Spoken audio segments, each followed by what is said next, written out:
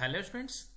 तो यहाँ पे एक स्टूडेंट का डाउट क्वेश्चन और क्वेश्चन है a student carries out an experiment and plot the V I graph of a sample of nichrome wire at 3 temperature T1, T2 and T3 as shown in figure. पहला part है इसका कि which temperature V I graph obeys Ohm's law. यहाँ पे कौन सा temperature है ना ओम्स लॉ को फॉलो करता है। बी है कि which temperature the resistance of nichrome wire is minimum, कहाँ पे किस टेम्परेचर पे रेजिस्टेंस की वैल्यू मिनिमम होनी है। और सी जो है कि what is the correct relation among temperature T1, T2 and T3। और यहाँ पे हमें टेम्परेचर का ऑर्डर अरेंज करना है। बगल में ये जो मैंने ग्राफ लिया है ये ग्राफ आपके एनसीईआरटी बुक से है और ये जो ग्राफ दिया गया है ये नाइक्रोम वायर के लिए है। क्लियर।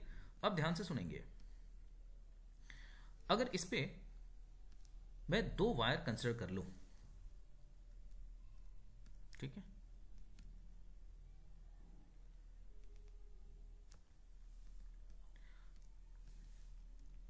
R1 R2। ध्यान देना, अभी सीखो पहले। देखो बेटा, सॉल्यूशन कहीं कहीं आप देखोगे ना तो स्लोप टर्म यूज होता है और स्लोप क्या है आपका टेन थीटा, और ये टेन थीटा क्या है, ये है रेजिस्टेंस, और resistance equal to V upon में I, क्योंकि ओम्स लॉ आपने पढ़ा है V इक्वल टू IR, तो R equal to V upon में I, और ये कांस्टेंट वैल्यू है। ये स्लोप से आप डिसाइड कर सकते हो कि किसका रेजिस्टेंस मैक्सिमम या मिनिमम होना है,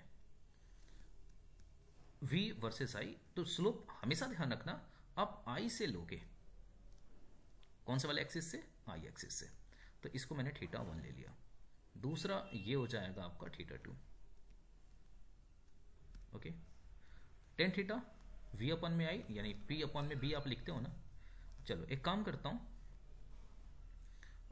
यहाँ पे मैं ये वैल्यू ले लेता हूँ और इसी ग्राफ को थोड़ा सा इस लाइन को यहाँ तक ड्रॉ कर लेता हूँ मैं, इसका कलर चेंज कर देता हूँ मैं, ये ठीक है।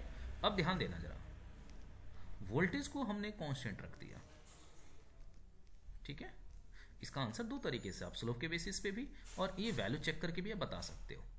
देखो इस वोल्टेज पे वोल्टेज कांस्टेंट है, एक करंट की वैल्यू ये और दूसरी करंट की वैल्यू ये I2, और ये चलो इसको I1 ले लेता हूँ, ये I2। मैं पूछूंगा आपसे कि I2 और I1 में कौन सी वैल्यू ज्यादा है, I1। क्लियर। तो जहां पे करंट मैक्सिमम वहां पे रेजिस्टेंस की वैल्यू मिनिमम, यानी R1 की वैल्यू कम होनी है R2 से। क्लियर। ये बात तो यहां से आपको सीख गए, आप समझ गए। स्लोप वाला भी क्लियर कर देता हूं। अब मैं पूछूंगा आपसे कि कहां पे टेन थीटा ज्यादा, तो आपको पता है ना थीटा बढ़ने से टेन थीटा की वैल्यू बढ़ती है, तो no doubt θ2 is greater than θ1, तो टेन θ2 ग्रेटर देन टेन θ1, यानी R2 ग्रेटर देन R1।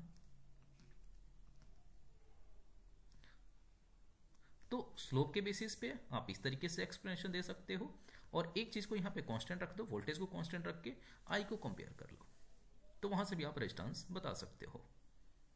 और आपने एक चीज तो पढ़ा हुआ है कि ये जो रेजिस्टेंस है R equal to rho L upon में A, और साथ में टेम्परेचर, लेंथ, थिकनेस, मटेरियल और टेम्परेचर।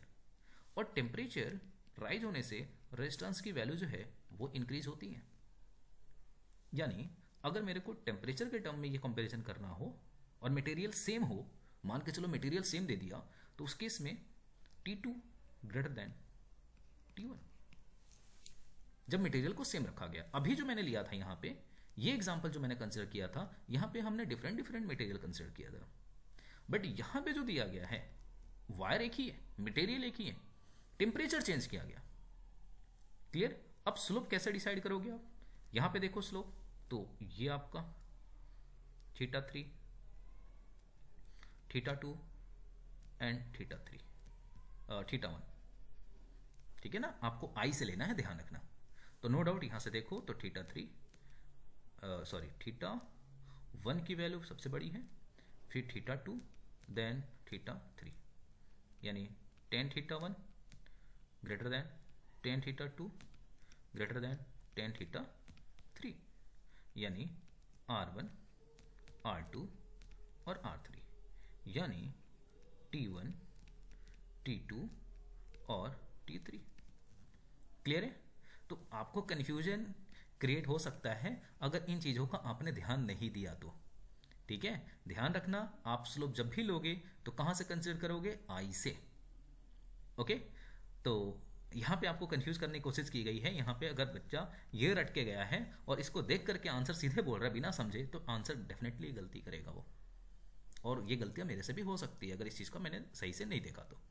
ठीक है, चलो, उम्मीद करता हूँ आपको चीज़ें समझ में आई होंगी। फिर भी किस तरह का डाउट है तो आप कमेंट में ज़रूर बताएं।